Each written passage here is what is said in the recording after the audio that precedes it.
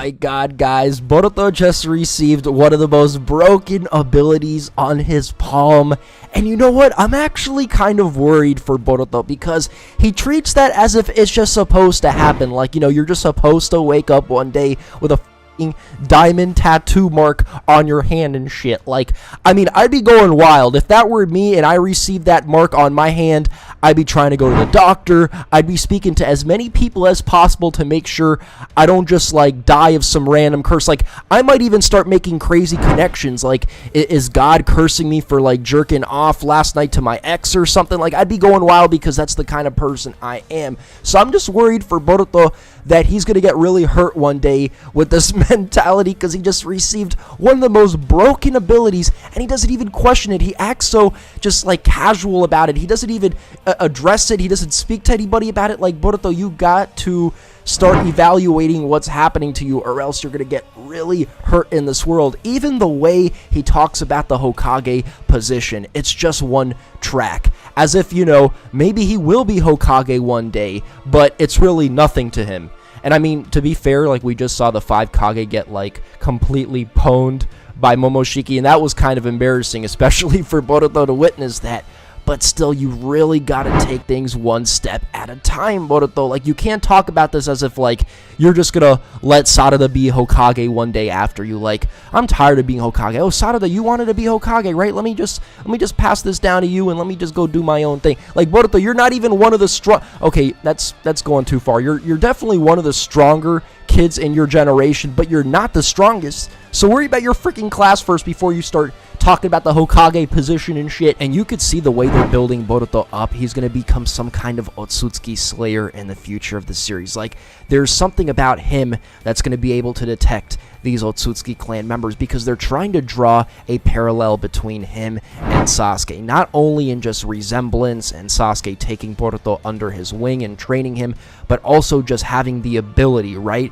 I mean, Boruto just had an experience where he basically had a spiritual encounter with one of these gods, whereas nobody else really detected it. Now, Sasuke has this space-time Rinnegan, which allows him to travel through these dimensions where the Otsutsuki clan members reside at times. So I'm thinking that they're really going to push Boruto as this unique figure that in the future everybody's going to have to rely on when maybe Sasuke dies. That's the vibes I'm getting. Now, the episode opened up really beautifully with this scene between Naruto and Hinata. Hinata's just embracing Naruto, and this really is the dream that Naruto wanted all of this time.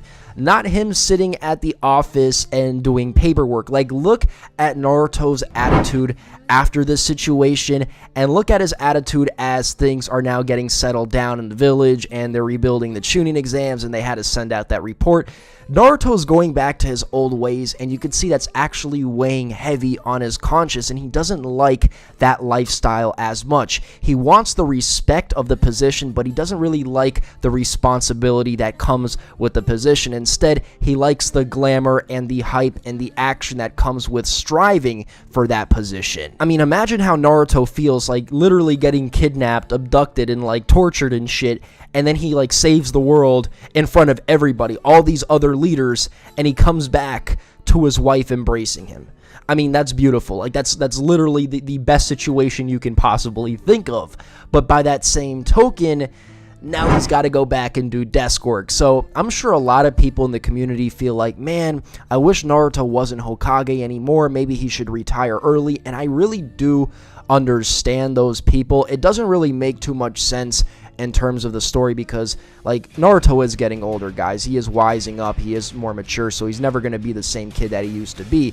But I can definitely see where some people are like, maybe Naruto should go on more adventures, or maybe we should get more stories with Naruto alone, because I mean, you could see it in the dude's face. He really likes being in the middle of that action and receiving that gratification, knowing he just saved everybody. Now, I wish they would have expanded a little bit more on some situations, like, for instance, Killer Bee. Why is Killer Bee's role narrowed down to, like, a brief mention in Naruto's office? Like, was he not a Jinchuriki targeted for being a Jinchuriki? He spit a hot verse. That shit was actually trash. But Anyways, he literally got molested by like a tail beast bomb, and the only thing he gets is like, yeah, Killer Bee's alive. Well, that's great. Can we see Killer Bee? Can we see his recovery process? Like, what is Killer Bee gonna do now? Like, I actually want to see them expand more on some situations, and I feel like they tried to cluster everything in this episode together just because it's one of those resolution type of episodes. I'm also not the biggest fan of how they're trying to undermine Shinky. Like, Shinky's a god, bro. Like, Shinky's a freaking god. Like, bottom line, Boruto cheated, and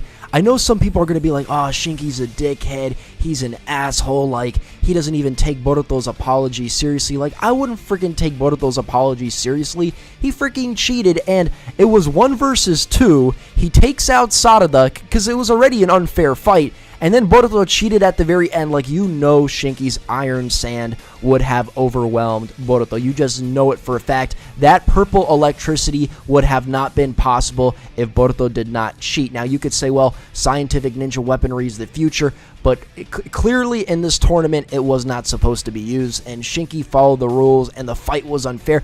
I would not take Boruto's apology seriously either, and the fact that they try to build it up by the end when they're all getting ready to depart to the Hidden Sand Village, and Shinky's like, I still would have lost that fight no matter what. Like, are they really trying to build this up as if Boruto is the superior peer at this point in time? Because if they are, I gotta be honest, that's not the way that this should be executed, because Boruto didn't even really have the time to process all of his emotions. He was like forced into a fight with Momoshiki, this god. So I don't really want them to force the situation with Shinky either, whether that be an apology or making it out to be like Boruto's more skilled and powerful than he actually is. Because again, that mentality could really get Boruto hurt down the line. I do think Shinky needs to get a life though, because he's just like too in his head and calculated about everything, right? And that's partially what makes him the badass that he is, because when you're as calculated as somebody like Shinky with the prowess, that natural prowess, probably some of that came from a lot of the trauma that he experienced as a kid, right?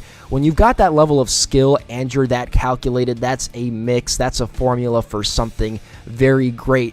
But in that being great, there's also one major flaw. Like, do you think we're ever going to see Shinky, like, speaking down to earth with somebody? It's going to take a lot of time, and part of his character that makes him so appealing is him being a badass. So as long as you guys can acknowledge that, you know, Shinky's probably suffering on the inside, but we don't give a shit because he's a badass, but you could tell Shinky just needs to just learn how to relax. Like, bottom line, he needs to get a fucking life, because Shinky's the type of character who feels like the world's about to end all the time. Like, he's a very pessimistic character. Now, they should focus to Mitsuki a couple times in this episode, and some of the things he says is just hilarious. Like, Mitsuki just don't give a fuck. Like, I'm sure he loves his father because he was probably programmed to. Like, I don't think anybody could just genuinely love Orochimaru. It's freaking Orochimaru, guys, alright? But Mitsuki just, like, how are you gonna, like, be around all of your peers, and, like, this is something you're actually concerned about, but you're just like, oh, my father made me powerful. Like, you think nobody's gonna think anything of that? You're living in the ninja world, and you're probably the strongest member across all the villages of the next generation. Like, come on, Mitsuki. And even later on in the episode when he meets Orochimaru, and Orochimaru warns him about exposing Sage Mode, Mitsuki's like, I don't care. What's worse is the sun disappearing. Like, can they be more cringy and corny with Mitsuki? Like, he just does not care. You could tell Mitsuki gives no fucks. Although, to put something in Mitsuki's corner, when Orochimaru was like, you know, the normal person can't really comprehend anything about what you were about to do, even the Otsutsuki clan members can't really comprehend Mitsuki's power. Urashiki took Mitsuki's power and he was like, wow, like, we don't even have this kind of power. So forget about normal people. We got the Otsutsuki clan not being able to really process what the hell Orochimaru did to Mitsuki. Orochimaru was one twisted shit, and he still is till this very day. Like, every single time he appears, there's just something menacing about him, even if he's technically not on the bad side anymore. With all that being said, Boruto is headed in a good direction, guys. This episode didn't really blow my mind or anything. I mean, actually, in certain aspects it did. Like, Boruto could receive this godly power and just be so casual about it. Like, why can't we be like Boruto, where we just see, like, randomly, like a curse mark, like some kind of, like, tattoo on our hand, and we're just like, oh shit, like, cool, like, and he never brings it up once again in the episode. Like, dang, Boruto, like, let me give you some claps for being just such a stand-up character.